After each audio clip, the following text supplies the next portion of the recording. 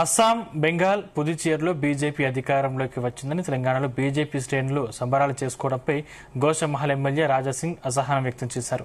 ఇంకా ఎన్ని సంవత్సరాలు వేరే వాళ్ల పెళ్లికి వెళ్లి డ్యాన్సులు చేస్తారని విమర్శించారు. తెలంగాణలో బీజేపీ అధికారంలోకి ఎప్పుడు తీసుకొస్తారో చెప్పాలని బీజేపీ అధ్యక్షులను ప్రశ్నించారు. బెంగాల్ వంటి రాష్ట్రంలోనే బీజేపీ అధికారంలోకి రావడం ఆషామాష విషయం కాదని, కానీ తెలంగాణలో మాత్రం ఇంకా బీజేపీకి మెజారిటీ స్థానాలు రావడం లేదని రాజాసింగ్ ఆవేదన వ్యక్తం చేశారు. అంటే ఇంకా ఎన్ని సంవత్సరాలు బంగాల్ అట్లాంటి స్టేట్ లో భారతీయ జనతా పార్టీ గవర్నమెంట్ వచ్చిందంటే అది చాలా పెద్ద మాట. హిందూ సంఘాలు కార్యకర్తల్ని చంపినారు, కానీ వాళ్ళు భయపడలే.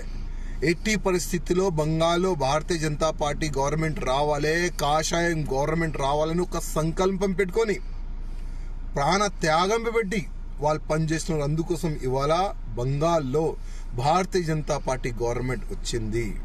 కానీ మన తెలంగాణలో కూడా ఇప్పుడు ఉన్న ప్రెసిడెంట్ కి మంచి ఫ్రీడమ్ ఇస్తే, రామచంద్రరావు గారికి మంచి ఫ్రీడమ్ ఇస్తే 100% తెలంగాణలో కూడా గవర్నమెంట్ వస్తుంది.